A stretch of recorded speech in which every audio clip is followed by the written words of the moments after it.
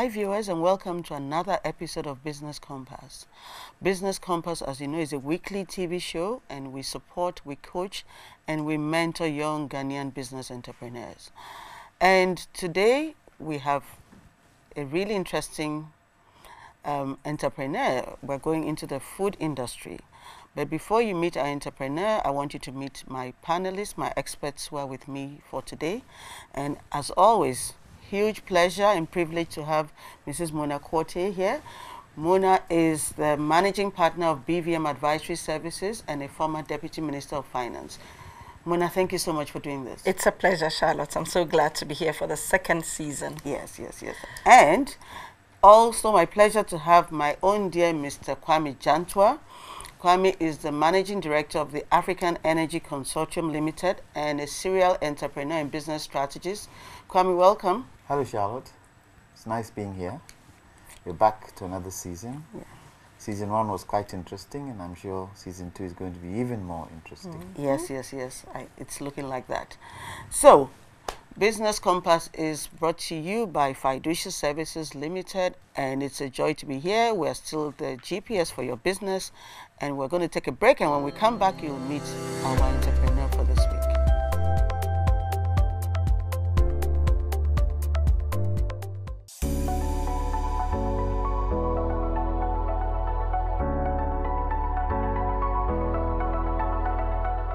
My name is Lloyd Kusi, co-founder and CEO of Pensa Foods Limited. We are into the production of probiotic yogurt, highly nutritious probiotic yogurt with a brand name Go-Gut. My partner and I started this business with a couple of friends somewhere in 2012.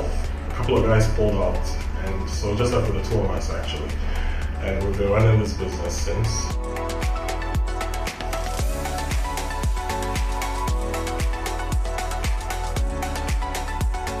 So basically, the inspiration came to me when I was in my final year in tech, where I was thinking about what I was going to do after university. Whether I was going to proceed and do my master's or go ahead and start a business. And starting a business was what came naturally to me. The reason behind yogurt is a very nutritious product which we can use to bridge the nutrition gap for a lot of growing Ghanaians. It comes in so many forms, and so we decided to venture into that market and see how it was going to go. Well, our main challenges revolves around finance.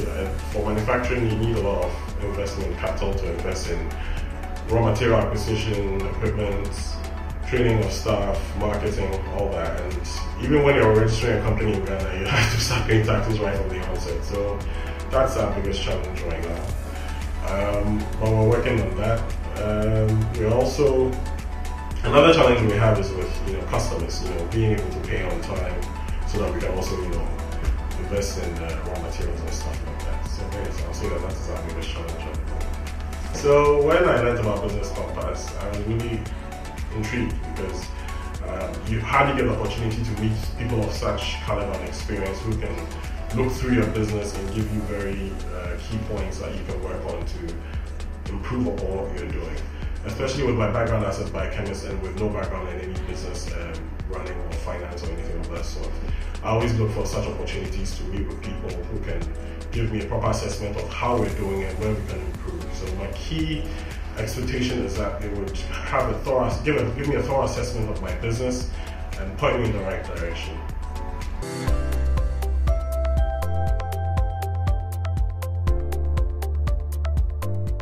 Welcome back, viewers. Today we're talking food. We're talking a treat that we all like, yogurt. And we have in the studio Mr. Lloyd Nana Pokukusi. Nana, welcome to Business Compass. Thank you very much. How did you get into yogurt? Well, I trained as a biochemist in KNUST. Oh, lovely. And I was thinking about, my final year, I was thinking about what I was going to do after school. Was I going to go ahead and do my master's or start something? Well, at the time I had no responsibilities. I wasn't married. I was single. I was like, this is always the best good time to start. Best time to risk it. So yes. I came together with a couple of friends. Initially we were 5.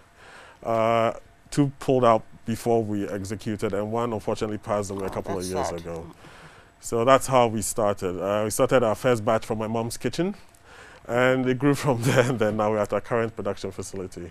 That's a beautiful story. First of all, I like the fact that you started with a group of friends, because we don't see a lot of collaboration in Ghana, and that's something we really want to encourage people. You don't have to find all the resources and all the skills by yourself. It's always good when you can come together with friends or family, and you all do a business venture together. So I'm really happy that that's how you guys started.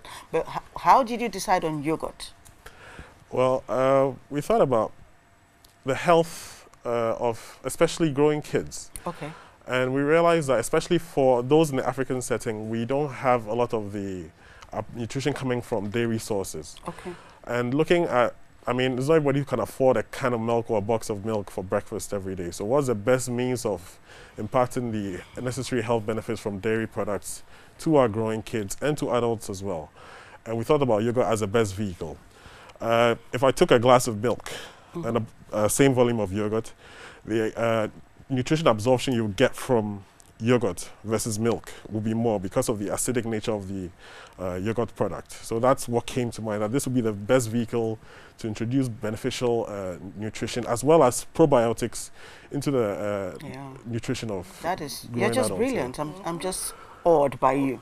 And I see you brought some of your products. Yes, we did. Let's see. So it comes in 3 main flavors. We I have like the that. Ooh la la. Okay. yeah. So that's the vanilla flavor. We have Yummy. strawberry and then I natural. bet you didn't have this when you were a child. No comment. And this is strawberry. That's strawberry, yes. Okay. Yummy strawberry. Okay. Yeah. Oh, now you want to see that? And then you have the big. Okay, so this is what? This Natural. Is So that's plain and unsweetened. So if you're diabetic or you want to use it for something else other than just as part of a maybe dessert or as something. your salad or your granola, that's also another. Oh, fantastic. Yeah. And then you have the sizes as well. The sizes or the 2-liter gallon size. Great as well. packaging, very well done. Thank you very Very much. well done. So, you started this when? So initially, we actually registered the company right after school.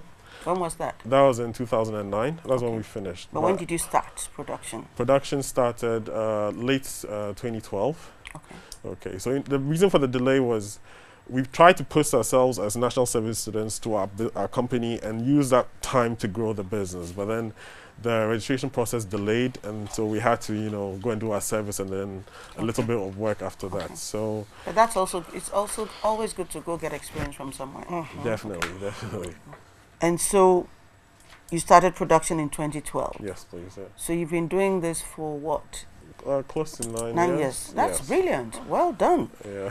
It's not easy to sustain a business for that long. Yeah, it's been challenging, I must say. I must admit. I'm sure family have had to come in and chip in. They're always usually the first source of financing. They say friends, family, and food. The I 3 Fs. know. So usually we've relied on that.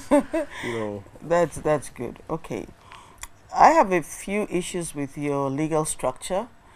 Your name, your brand name, not the company name, Pensa Foods, but the brand name, and in terms of having a board, especially because one of the challenges you talk about is lack of access to affordable finance or capital. Yeah. And you need to fix those things before you can even have access to capital.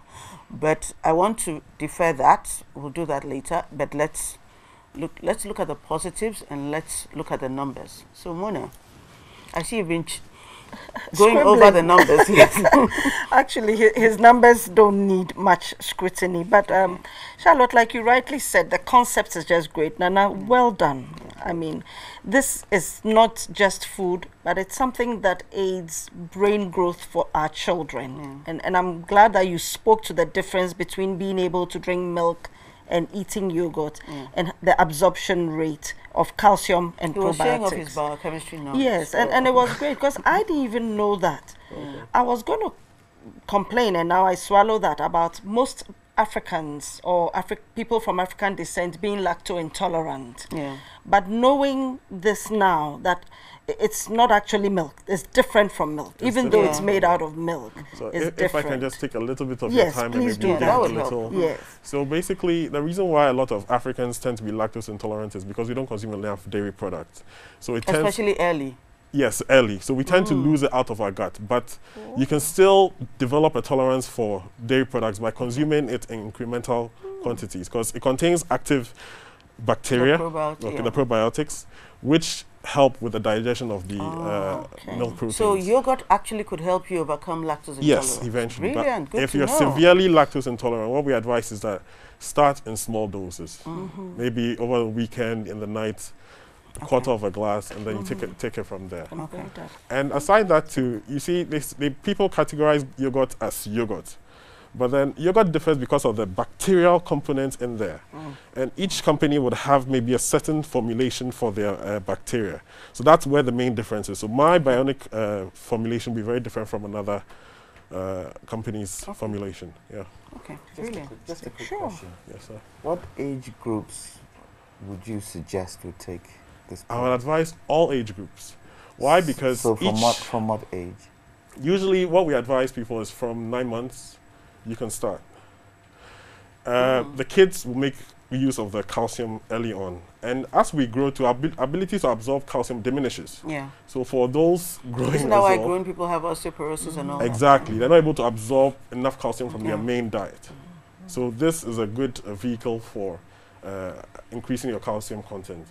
Shall I say the middle youth or middle age group as well, we do a lot of sporting activity or a lot of activity. Calcium aids in muscle activity and muscle growth as well. So it's all in all, it's a good product for all ages. All ages, yeah. Great. Thank you, Charlotte and Kwame. Those were really good. So I'm sure our viewers have gained a lot of knowledge on being able to consume yogurt and not feel bloated or bad about it. So Nana, back to the business itself. I mean, Charlotte said initially about collaboration, and that was a great way to start. And we will talk about structure at some point towards financing, which is one of the challenges that you have.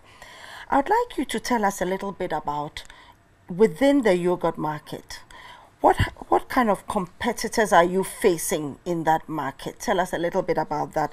And tell us a little bit about the threats that you had to overcome getting into the market. Because before you came along, all I knew was Fun Milk, Fun Yogo, you know, and they're a large corporation. They can meet distribution all the way up to the north, from south to north. So tell us a little bit about competition and the threats. And probably the market research you did before you started. Okay, cool. So the market is big. I mean, in Ghana, the main, or the biggest player in the market is Family Ghana Limited, but there are other players as well. The main threats are, aside dealing with local giants, we have the influx of foreign products as well. Of course, they, coming from dairy producing countries, are able to produce much cheaper, have better access to packaging material. So all in all, they come in and it undercuts our ability to, compete. Aside that too, you have a lot of, shall I say, retail outlets who would prefer to stock these. You get what I'm trying to say. And of course, they've built on technology over years and decades, so they're more experienced when it comes to packaging and product formulation than we are. The impediments to market entry are capital, okay? Because you need, since you are dealing with active bacteria, you need to be very careful when you're producing this product in order not to, shall I say, for want of a better word, poison your clients. Because if you don't take care of your production process, it could easily lead to food poisoning and stuff like that. So, market entry, access to raw materials, and unfortunately in Ghana, or shall I say in West Africa, we don't have a big dairy market. So then we have to import most of our raw materials, and that's a huge issue because of forex exchange problems. Also dealing with forex risk. Yes, because you import today at a particular price. Before your next order, the prices have shot up because not from their end, but because your currency has depreciated. You have to. Meanwhile, you have to maintain the same pricing as much as possible. As much as possible. And purchasing power. Yes. So, Nana, one of the big things that I wanted to bring out of this was the fact that I know when I spoke to you earlier, you talked about that you actually had to start importing milk at one time, milk powder to use. So you became an importer of milk powder rather than buying from the local market. And that involved going to financial institutions to borrow money to do this in bulk. I think you said eventually you ended up with a lending company, also a savings and loans type company. You couldn't borrow from any of the big banks. No, we couldn't do that. And of course, the interest rates then was high, and that's why financing is top of you. But it was nice to see that you then started to sell some of the milk powder you were not using. Tell us a little bit about having that secondary stream of income. Was it a true stream of income, or what? How did that go? It was good. It was good. What we realized was that when we bring in a container, we cannot use all at a go. And instead of leaving it in our warehouse, it made sense to sell to other dairy processors as well. So that was a good stream of money. The challenge with that was, of course, sometimes people are not sure of the brand that you're using and they have to try it out, and we had to go through all those mechanics. Eventually, that's the other people you're selling to. Yes, but eventually we had to suspend that because looking at the rates at which the prices were going on the world market, especially last year with the onset of COVID, initially the market collapsed. That was the early stages of the lockdown. And then suddenly prices just shot up. So even on the local market where, let's say, a bag of milk was selling for, shall I say, let's say 500 or 550, it was going for close to 750 on the local market. So we decided to hold on to the stocks we had. Because you may need it yourself. Exactly. So we had to put that on hold. Okay, Nana, this very fascinating, and I think we could spend the entire hour with you just discussing. It's like we're on the learning journey with you, but we really are here to give you support. So we're going to take a break, and when we come back, we'll just now try and focus on addressing your challenges, okay? Thank you. So we'll take a quick break, and we'll be back. Stay with us.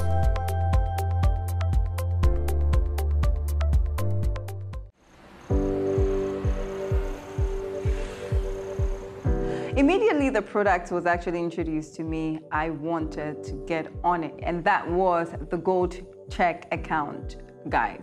This has actually changed my business. So on the First National Bank app, you have the business toolkits that gives you all the information that you need to run your business, and whatever inquiries you have, they're always ready to answer. And that makes life very easy for me. And you have the in contacts that helps you access every transaction that takes place or happens. Now, point of sales terminal, I market wherever I go, and so I love to have that so I can take payment, especially with those who tell me I do not have cash. A bank that understands that you can start life all over again or start a business from scratch. Very keen on running it and making sure that you grow to the core. It's one you should look out for. My name is Jifa Bekwe-Gray, the CEO of Jifa Gray Creations. I recommend that you sign up to the Gold Check account from First National Bank for a great banking experience.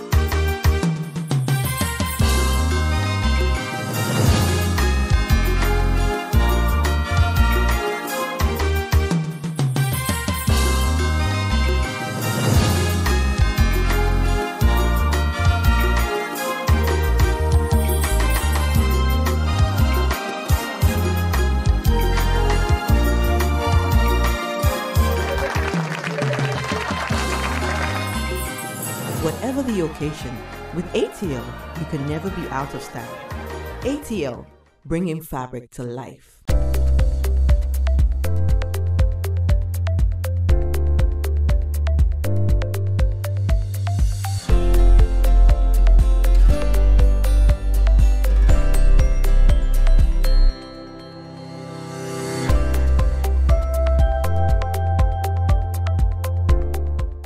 Welcome back, viewers. This is Business Compass, the GPS for your business, and it's a joy to have Nana here with us, and we're talking about his business, which produces really lovely yogurt. So one of your main challenges is access to finance and the forex risk. Luckily, we have a former deputy minister of finance here, so I think she's well placed to address the forex risk, and the issues around financing. Mona, help us. Thank you, Charlotte. Yes. So, Nana, I mean, this is a product that, as you said earlier, depends on milk. That's one of the main ingredients. The main, I think. And that is something that you import. Yeah. And I know that you talked about the fact that customers have this preference for a certain taste, and that if you used a different kind of milk powder, they would even let you know that the taste has changed. Therefore, you were locked into bringing this particular milk powder, I think from Ireland, you said? Initially from Ireland, but then we switched to another supplier. Yeah. Still from Europe? From Europe, yes. Okay. Please. So this means that, first of all, you need to go to a bank, try and get an LC to bring in the consignment. Yeah. And in fact, you need to bring in more than you need, as you said, because you bring in a container, the minimum requirement.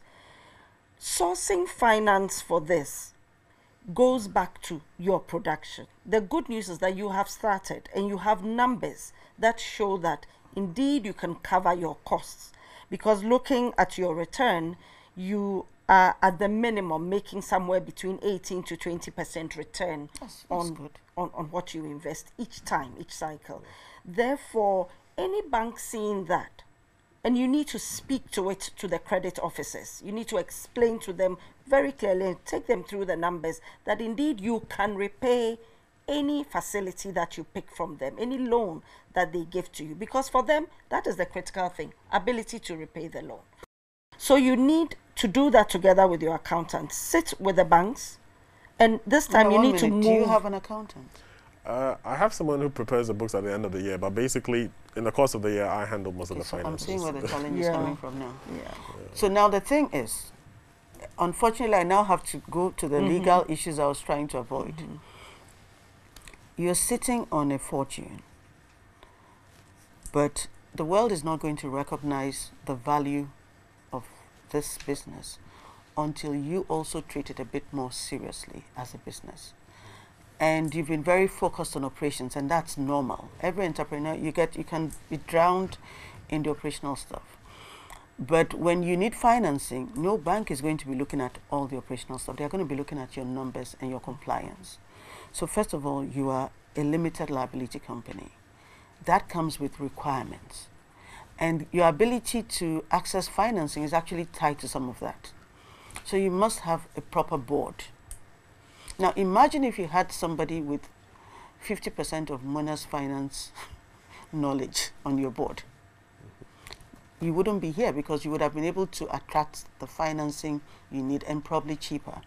So you need a proper board that gives you the skill sets that you need so that you can focus on operations and they can focus on making you do right, or putting a structure that supports everything else you're doing. You need a company secretary so that you keep proper minutes, proper decisions are taken. Now, any finance company that wants to invest, they are looking at you as a risk. Those are the things that make you look more attractive and more serious. So you have serious people on your board, you have board minutes, you're passing the right resolutions, you have a proper strategy in place because the board will make you do that. So people see the board as a burden, but really it is what really enables you to move to the next level where society takes you seriously. And you are not going to attract the financing until you do this. If you had a board, you would have had not just somebody who does your books, you would have had a proper auditor. So your accounts will be done properly, and it is the board that is looking and telling you that no, this is too high, this is too low, we're doing well here, we're not doing well here, and that gives you the direction to actually go to the destination you want to get to. So at this point, what you're trying to do is you're mixing the yogurt, and you're driving the car and trying to get to the destination, and so you're spilling some yogurt. You can imagine how that works. Yeah. Now, if you had a board, that means there's someone driving that vehicle, and you are just concentrating on mixing. Does that help?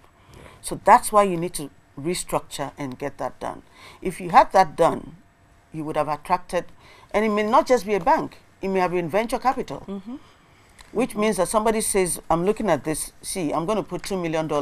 Imagine what $2 million would do for you today without interest. I'm going to take equity, put in $2 million, take some shares, get this thing off and running. When you explode and you're making money, they leave. That's right. And you own it, and then you can look at other partners. So there are so many options, but we cannot even find you those options until you fix the legal and the compliance stuff. Solid. Yeah. That lecture helped. Oh, Yeah. super. I so. really enjoyed Yeah, it. yeah. Charlotte, just to tag on to Yes. what you said, the governance aspect really helps you with the financing. Yeah. So now the new buzzwords are ESG, environmental sustainability governance. So Charlotte has spoken to a lot of the governance issues. In terms of environmental, if you had a board, we'll start discussing The what packaging. kind of things, in terms of packaging, Green packaging. how you contribute to the protection of the environment. So, You know, carbon issues, you know, and all that to make you even more attractive to any financial institution, or even sometimes to angel funding. Yeah. And like Charlotte said, venture capital, crowdfunding, all those funding, they ask certain questions. Let And me give you environmental an is example. big. When I read your profile, one of the things I thought about was saturation. I mean, it's a bad word in some places, but it also makes the goods more accessible to lower income people because you're bringing it in smaller volumes. sizes. we actually have something we're going to start in the next 2 weeks. I'm supposed to clear so we're changing the smaller bottle packaging. This is a lot of plastic, the small bottles, okay? So we're looking at pouches, the same sealable, Exactly. same Paper. volume. It's not paper, it's actually plastic, but it's less No, but there's plastic. a paper one. Yes, definitely. And But you know, because especially for school kids. exactly, It's greener. it is occupies So less maybe the way to go, space, yes. And then you less- toss it into their school lunch boxes as they're going to school. Smaller paper pouches. with kids, because the product is not pasteurized, we advise that unless you can maintain the temperature of the product from home till it's consumed, then we can either have a direct relationship with the school where we supply the school directly and then the kids pick it up, because if it's in their lunch pack with the warm food, the product heats up and that can become a problem going But forward. a lot of the lunch boxes do also have a cold and a Cool, warm exactly. So bed. once you have So that, you can no recommend problem. that, Yeah, you can actually. Or you may start at some point when you make money, giving that as part of the That's promotional item so that kids can take it in little ice Ice, bags yes. and take And it to then, school. yeah. But there are so many options, but Yeah. Charlotte, the last thing in terms of ensuring financing, for you especially, is sustainability. Yes. We've talked about ability to repay. Finance companies or banks want to see that the business is sustainable. It's going to be here in the next 4 or 5 years. You are feeding both children and adults. There's no doubt that if you do well, if you keep your costs down, if you ensure that you are marketing properly, you are distributing properly, the product is getting to people as it should get to them, and they are enjoying the benefits, then you can sustain it. Charlotte has talked about packaging. Being able to use sustainable packaging, so whether it's paper, whether it's plastic, how you line it and all that is important. And then your culture and so forth. Climate change is real. And therefore, you need to be looking at ways of making sure that your culture continues to be correct. If I recall, that's about bacteria and so forth. So ensuring that you still have a good quality product and the company continues. That's it for me. That's great advice, if I say so myself. Kwame, Nana says he's having challenges finding, this one I think you'll enjoy, reliable, trustworthy people to work with as employees and vendors. Haven't we all experienced that? I want to ask Nana, the advice that Charlotte has given, the advice that Moon has given, how do you see it? 1, has it confused you? 2, do you think you can implement it? No, I'm not confused. I truly understand what they're talking about, and I actually did some soul search and we actually got to this point. And yes, implementation, it's something we will be able to do. It will take a bit of time, but then with the right guidance and advice, I'm sure. If you need advice, I can support you. Super. Upscale in terms of We're very grateful for that. implementing, Yes. So can I say, at this point, you've been trading for 9 years? Yeah. I remember roughly, when I spoke to you off air, Yeah. that was a challenge for me. Yeah. Would I be right in saying that you're a jack of all trades and master of none? Where is that from? What did you guys discuss off air? I would agree with you a bit, because in the beginning I had to do almost everything myself. Like we spoke earlier on, I'm trying to move the various aspects of the business out of my control and put right people in place. So in the beginning, where I would be in charge of production, supply, distribution, buying raw materials, all that, I've moved most of those things off. But that's how most businesses start. Yeah, it's now left with the administrative aspect of the business. Like you said, the board of directors, the accountants, the auditors. Putting your management structure together. Super. So that's the part where that's where we are right now, and then we're trying to also move forward with that as well. Yeah. In terms of your competition, looking at your product, when I even look through the bottle, I can see the content is very good. Yeah. Just looking at it, compared to others. In terms of the kind of bottle that you've chosen, a lot of companies that are doing yogurt are using the same bottle. Yeah. So how does it stand out? How does it stand out? Yeah. So it is so something. you need a differentiation strategy. Yeah. So I honestly wish I had the other packaging to show you. I hope maybe another time, when another opportunity, I'll get the opportunity to show you that. But then the new packaging is far more attractive than this one. Like I said, it's more green, for want of a better word, because it's less plastic. It's more convenient to carry around. Yeah. So you need a certain, and I'm sure Charlotte did say it, you need a certain brand to push your product. Yeah. And the health food brand side can push your product. Yeah. The other When thing, you say health food brand side, what do you mean? in terms of, it's not the normal yogurt that people buy, but your brand should be the kind of brand that people see that although it's yogurt, there's something to it that makes it better than I think others. I'm getting where Kwame is going. You're talking, how do we differentiate his brand from the other one? Okay. Exactly. We're going to take a break, and when we come back, I think we'll focus on that, because I also have something to say about your name. So we'll deal with all that together, the name, the differentiation strategy, and I think it ties into the marketing, which was one of the challenges you brought up. So viewers, will take a quick break, and when we come back, we'll look at marketing you better.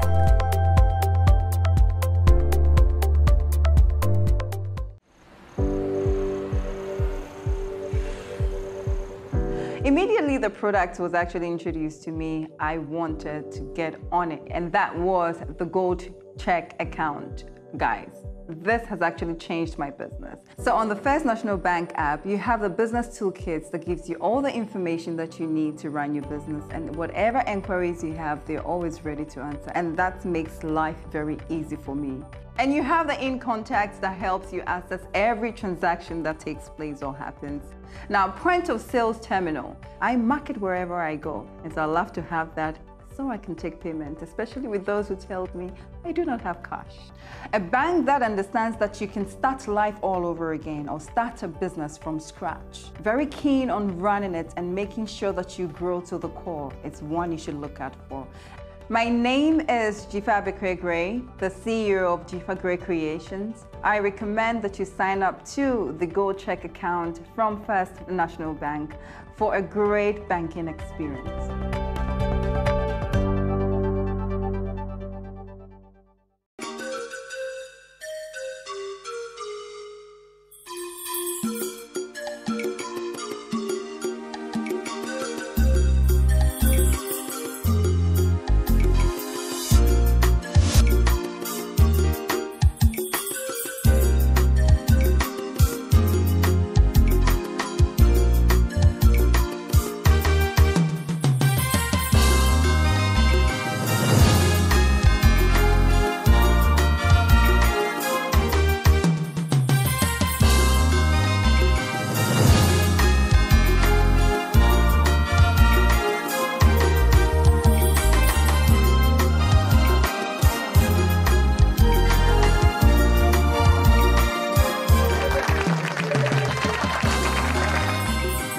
Whatever the occasion, with ATL, you can never be out of style. ATL, bringing fabric to life.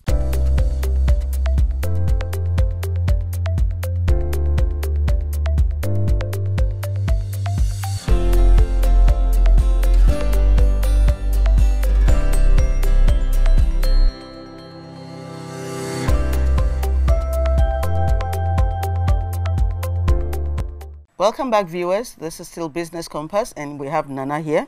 And Nana has been talking to us about his yogurt business. Fascinating stuff.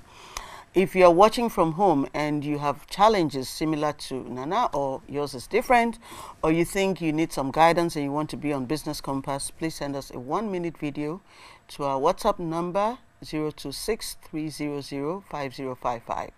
And we'll be happy to help you with any business challenges you may be having, or just to give you some support and some guidance. So back to Nana. Nana, we're talking about how do we differentiate your yogurt from all the other yogurts on the market, and how to help you market better. And Kwame had some thoughts. Kwame. Yes, so as you said, we haven't seen the new packaging you have. So probably if we saw that packaging, then we'll be able to, advise you the best way to handle it in terms of the look of the packaging, size of bottle, the different market segments that would accept a certain type of packaging, a certain type of bottle. Now, the other thing I wanted to also discuss with you is the fact that, yes, you're a biochemist. You seem to know your product. But in most businesses, you don't have to be an expert to get the business going. And I'll give you an example. I sell cosmetics. I'm a lawyer and I'm a businessman. I know nothing about cosmetics, but I sell cosmetics, and ask me how I do it. Because I have an inkling into potential products that can make money, I rather get people who understand the cosmetic industry and bring them together in my company. And so they then go out there and sell the product. Mine is to just monitor. So in order to make sure that you are in some kind of control, it's always good to get people in your company that can push the product on your behalf. And I want to find out from you, do you have weekly meetings with your company, with your staff, with your vendors? partners, your vendors? I have fortnightly meet, like every 2 weeks, with my marketing team. Every week I meet with my production team as well. So we discuss issues that happened in the previous week, especially pertaining to either marketing or sales, and then production as well. So I will suggest to you that in having this meeting, you should have it with everybody. The operational side should understand a bit of what the marketing side is doing. The marketing side should understand a bit of what the operational side is doing. And even feedback from the vendors who are dealing directly with the customers. The vendors bit, and then even the legal bits. Everybody should be around the table, and it's always good to do it every week, especially where you are now. If it so happens that you're making 10-15% margin on your products, then maybe you might suggest, okay, we can do it fortnightly. But where you are now, you need every little time for everybody to be around the table, for everybody to understand the challenges and where you're heading for. Without that, this concept of being a jack of all trades and master of none would continue to pertain, and you'd find it very difficult to move the product that you wanted to move.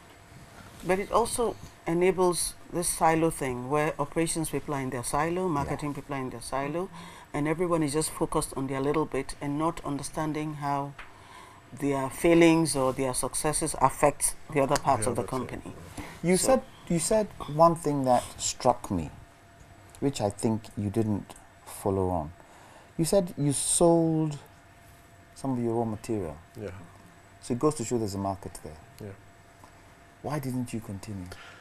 So like I said, the pricing on the international market went really high. And at the time, those who were here were not willing to pay that price. And we didn't know how far it was going to go, because since, shall I say, middle of last year, it's been on an upward trajectory. It's the price per ton has gone more than 2,000 euros per ton. Wow. Okay, in that period. So how are the other yogurt producers coping, or consumers? Producers who need dairy, how are they coping? I sometimes think about that as well, because especially those who are buying from local suppliers, it must be really challenging. You all are not talking together, you're not collaborating in terms I of am collaborating with a few, but not those in direct competition. Okay. So I have a colleague who is into making ice creams and desserts, okay, and I used to supply him with that, and then I encouraged him that it would be good if he can, on my next order, I could have a fixed order from him to supply him a certain quantity. But hold up, you say you're supplying to, except those who are in direct competition with you. Why? No, I mean I speak to them, but I supply them, but we don't really collaborate on. But collaboration is really the way to go. you know, competition is not a bad thing, and you would realize that the stronger all of you become, the more you're all going to find your little niches and you're all promoting the same thing, which is what I think Mona started talking about. Yeah. Healthier options. Yeah. It's, if you see it as a cause and you're all working towards a cause, you will see that even as competitors, you can collaborate to support each other. It's not making your competitor weaker doesn't make you stronger. Sometimes you all get stronger together. Yeah. So you may have to look at that strategy-wise. Let me ask two questions. Before you started this business, did you have a business plan? Yes, I had a small business plan at the time. I think it's evolved. It has evolved, and we've updated a couple of times. Okay, so you've gone back to it. Yes, gone back to it, improved it. The last time we did an update was in 2019, and that was with the marketing side. We did an extensive work on the marketing side, okay, to try and see what we could do to improve what we're doing. I must admit that it took a bit of time to. In fact, we tried to implement it in 2020, and then the lockdown, everything happened. And for products like this, especially, it requires a lot of physical interaction, because you want customers to be able to taste before they can tell, oh, this is a good product. Sometimes by looking at it, you might not say, oh, well, but here we are driven by taste. So people want to say, oh, okay, I like this product. It's different from the others. And so but that takes us back to where Kwame started, and I think we all got lost a bit. That differentiation strategy. Mona has hinted at it, Kwame has hinted at it. Maybe we really need to focus on it. How do we ensure that when we pick your yogurt, we know that it is different from all the other ones? It is a healthier option. It is quality. Better quality. It is more of the probiotics and whatever in it. Because at this point, it has to be beyond packaging. It's like Kwame was saying, if I went into, let's say, a supermarket and I saw all the locally made yogurts, why would I pick this? And I think we all need to also rewind a bit and go back to your vision. You see, everything has to flow from that vision. And you are saying you want to be, first you said within 3 years, we hope to capture the entire Ghanaian market. That's not a vision. Or go national, that's not a vision, because none of these things can be measured and be available at the main locations within the country. I can't measure what main locations are. This is almost like in the Mona's former career, when you ask them questions and they say we'll look at it. We'll look into it. No, there's another phrase they have. When it's like we're working on it. We're working on it, but no one can measure what work has been done and what work is outstanding. Thank you for addressing public service as that. I used to be there too. So when you're setting, and you need to do some more work on the vision, and this is where the whole team thing Kwame was talking about would be helpful. We need a very, very clear vision. Where is Pensa Foods going to be in 5 years? How many locations? What annual turnover are we looking at? How many bottles of this are you going to be selling every month in 5 years? And when we know that, then we start working back 4 years. So if you're going to be selling 1 million bottles a year, how many are you going to be selling in year 4? 800,000. Year 3, 600,000. Year 2, 400,000. And then we now know that in this year, maybe you have to be doing 300,000. And that means how many bottles in a month? How many outlets in a month? But your vision has to be clear. So start from something you can, it's so clear. Everyone in your company should know that this is our target, 1 million bottles in 5 years. So, and this is what we're doing this year. Then you can now decide how many outlets do I need to fix that. Going continental, West African sub-region. So it has to be structured. So from Ghana, when you hit this number in Ghana, then you're going, because if you can supply to Tamale and keep it properly refrigerated and all that, then you can now say, okay, I'm going to go into the sub-region. If I go into the sub-region, I can go into the continent. But it has to be very structured and very measurable. Very, very, very measurable. So at this point, I don't see a clear vision, and that's where everything flows from. Then we'll now be saying, so when you put this on the market, immediately I pick it, I should see something that tells me it's made in Ghana, it's a bit more attractive. This is almost like the standard packaging for yogurt. I don't see anything that says this is a healthier option. This is this will make my kids healthier, happier. This would, if we're taking this quantity every day, it would help manage lactose intolerance. So you need to be a bit more strategic about this. You need to bring in some experts.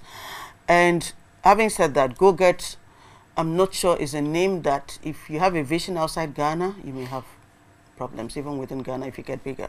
Because there is an American yogurt brand that is, they have a product marketed as Go Get. Okay. So, and if we are selling, I don't even know what, I don't have to know that it's by Pensa Foods. Let's just push the brand itself. One of them, and there's some inconsistency. The vanilla one had Ooh La La. Yeah. I actually like that. Ooh La La vanilla. So why don't we consider that as a name? But you need to do some research. That's the other thing. When you are going to name a product, you need to do some market research and know whether there are similar names and packaging and all that, and make sure that you're not infringing on anybody's trademark. So I think you need a stronger, you need even a labeling that is stronger than this, that, you know, it's punchier, that is more, would make me pick it up on a shelf. And then also think about, even in terms of your flavors, creating that differentiation. Vanilla, strawberry, plain are pretty standard. Yeah. What do we have here that you can use as flavor that is not that common, that is that speaks to healthier options? Yeah. We have a lot of citrus, we have a lot of mango. I don't know anything much about yogurt except the ones my mom used to attempt making and force down my throat. But these are, you need something stronger in terms of brand differentiation. And if you're carrying that vision, then it should go down through the packaging, through even the flavors. But I think we need to do a lot more work there. And on the, if I may also add, yes, please. I know somebody here in Ghana, I'm sure both of you will know this individual I'm talking about, who does chocolate. Okay. But the brand name, she's used Ghanaian names. So she was after a lot of talking with her as well. Yes, she used Ghanaian names for all her chocolates, and it's selling. And she's doing the flavors as well. She's doing the flavors as well. As we said earlier, people buy by sight abroad. People buy by taste in this part of the world.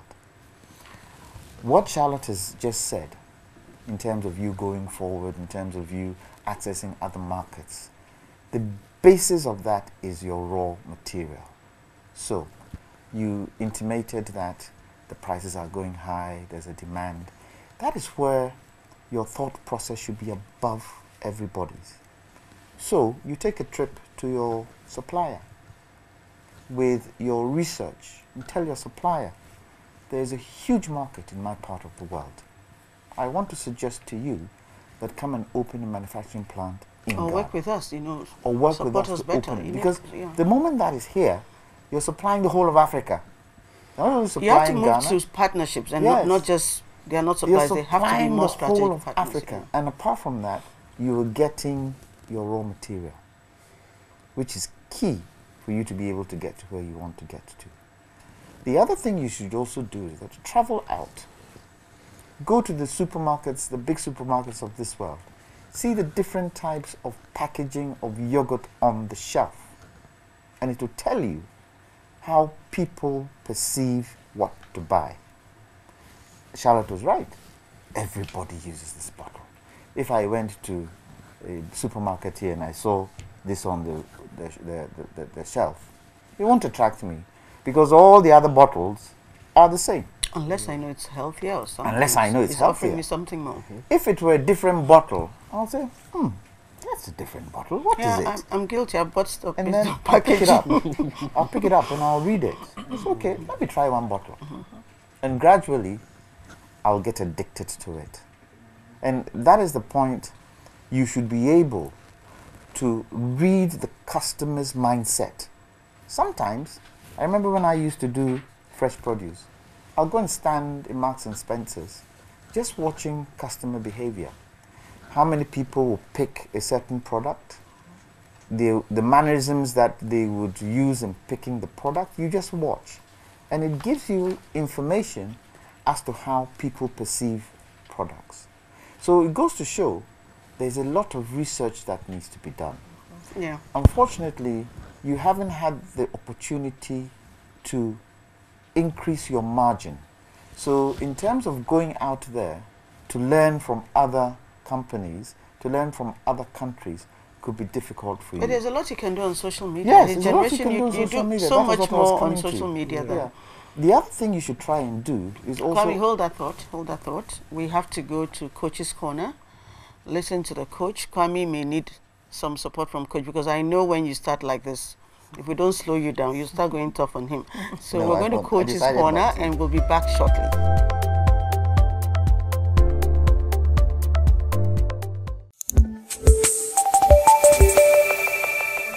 Hello, this is Coach's Corner on Business Compass. I am Coach Bell. Tonight is all about the board, and by that I mean the board of directors. Today, the number of business opportunities are endless, and so are the challenges of running your business successfully and profitably. As a business leader, despite your best efforts, you sometimes end up making the wrong decisions. Not having a board of directors is one such mistake. You have many fears about board of directors. You fear dilution of your authority as a CEO, founder, MD, owner, what have you. You fear interference in your business decision making. You fear engagement with the board is time-consuming, costly, and does not justify return on investment. But you are wrong. Dead wrong on all of those points. So who are the board of directors? Very simply, they are a group of highly accomplished individuals elected or appointed to oversee the activities, decisions, and operations of the executive management of the company. They provide strategic direction and approve corporate policies for the business, among others. In the next episode, I will tell you exactly why your business needs a board of directors. Until then, stay safe and productive.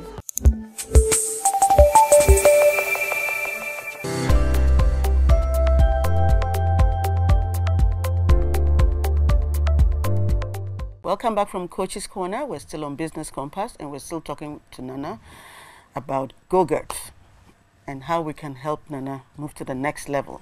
Kwame, you were saying something before we went to Coach's Corner. The key for you is to increase your income. That's the key. So whichever ways you can use to increase your income, you should do it. So I'll suggest to you that consider online marketing too. Because there are lots of people today who are buying online. I buy certain food products online and they deliver. So consider it and see how best. I think your problem is still the refrigeration. Yes, but then... So you can get those refrigerated bags to help? Yes. Trucks. Yeah, Yes. we have refrigerated trucks that deliver, but then, you know, especially with what he's saying with the online marketing, you're going to have small orders, so you need to be able to deliver quickly. So but nowadays there are motorbikes Yeah, that so have that's- small yeah. refrigerators at the back of it. at the back So of you it, can so, do it. Yeah. Don't let anything be an obstacle for you. Whatever the case, first you think it, try it. Yeah, he'll create a department for small orders. Try it. Quick small And remember orders. that whatever you fail at is the test for you to succeed going forward. It's a learning. So it's a learning curve for you. So don't take failure as a negative thing. Failure is always a positive thing if you are ready to move it forward into the future. Mona, what are your last words? Thank you, Charlotte. My last words to Nana, like every other business, I think that your numbers are critical. you being able to buy, so funding the purchase of your raw materials, you being able to sell, and Charlotte and Kwame have spoken a lot about you going more on social media, perhaps events, more outlets. They don't always have to go through other people's outlets. You may even open up outlets yourself and all that. But that you look at ensuring that you get your sales revenue. Because I see from your numbers that you have large accounts receivable. I don't know what's happening there. I guess most shopkeepers are expecting you to give to them and come and collect later when they've sold and all that kind of arrangement. It lets you have a big receivable. So your numbers may appear to be okay, but we need to see that you are collecting.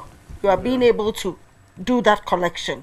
So maybe that's one area we can sit down and discuss how to improve on collection so that your receivables are not so aged. It's important for funding and important for your bottom line. For now, you're doing fairly well. You are returning about 20% on your investment, but that receivables is in there. So we need to clean that up as well. Thank you, Charlotte. Okay, following on that, I think maybe it's the strategy issue we're talking about. It's good if you're selling to those big shops and you know that you're doing it on credit. But if you now start focusing also on the retailing yourself, one, you'll be getting those margins back and you're getting your money. They pay before you deliver. So that may be a good way of balancing it out so that you're doing the bulk to these ones, but you're still doing smaller quantities and getting your money faster. Also consider the schools. Go push, if you have the smaller packs, push there. And they can even sign up. Parents will sign up and then you deliver every day to the kids, and they sign up. Parents will pay a month ahead and then you just go and deliver. But make it a course. Don't just see it as you're selling yogurt. You're selling a healthier option. You want to create a healthier nation. You are concerned about our health. Yes, you'll make money while you're doing it, but make it a course. I think that would give you something that drives you as well. So it's not just a business, and it can also be a cause that you can galvanize your team around. But I still think that your big issue is the vision. You are a fantastic young man. You have, and that's the thing. You're very visionary, but you need to make the vision clearer. You need more clarity to the vision. You need to make it something that is more measurable, more targeted, more specific. And I think that if you fix that vision issue and you cascade it down, you see the sky is your limit. Charlotte, let me give him one more mark. It just occurred to me. While I find a truck for him. One of the big things we do in this country is funerals. Start selling your yogurt, supplying your yogurt to funerals. That's a good Said one. the Ashanti. It's an open market. Yeah, that's a really good one. It's an open market. Nana, I want you to bear in mind that, like Charlotte said, you are a visionary yourself. Yeah. I mean, it was your vision that got you to this impressive level. She's talking about the next level. Stage. You are almost no longer SME. You are moving to become a major. And that is the vision she's referring to. So I don't want you to think we are criticizing your initial vision. No. You've done fantastic. That next level. So it's you're very structured, you're very focused, and it's admirable. You've done great. And that next level won't do with these bottles. No, we're going to pimp it. We're pimping all this up. There you go, Nana. Right, thank you so much. We'll keep our eyes on you. We're wishing you the best. And I really appreciate it. Mona and I are going to have a chat about, and Kwame, about some venture capital options that are coming up and see how we can help you access the financing. But we need to fix your structure. All right, thank you. Hey, don't put this under your table. No, I sit on my desk. Every day you're looking at it and you're refining that vision. Exactly. Yeah, thank you. So viewers, thank you for joining us. This was Business Compass, and today we had Pensa Foods, and we looked at Go-Get and how to take Go-Get to the next level. As always, it's been fantastic having Mona and Kwame with me. Thank you to Fiducial Services Limited for creating and producing this. My name is Charlotte Osei, and I look forward to seeing you next week. We're still the GPS for your business. So this is Lloyd Kwesi of Pensa Foods Limited, producers of your healthy probiotic brand Go-Get. Had a very interesting session today with the team. It was really insightful. We learned a lot. I learned a lot especially. Key things were my vision, clarifying it, making it more measurable. Additionally, setting up my board of directors, having the proper governance structures in place in order to attract the right kind of investing, and also sitting down with my team, having frequent meetings in order to direct the business properly. The business tips are proudly brought to you by First National Bank. Hello everybody, my name is Kwame Jantwa, and I'm coming to give you some business tips when you start your business, some of the things you should look out for. One of the things you should be very mindful of is who your competition is, what your competition is doing, the quality of goods your competition is bringing in, who your competition is selling to, and most of all, what's the price that your competition is selling their products at, especially when you have the same types of product. You should be able to locate how close your competition is to you at any given time. Some of the things that the competition does that helps them target a better market than you. You should be able to have your business plan, and in your business plan you should be able to put in what the competition is doing and who and where they are getting their goods from. It's very important. Competition is key in everything you do, because competition can determine the price you sell your goods at.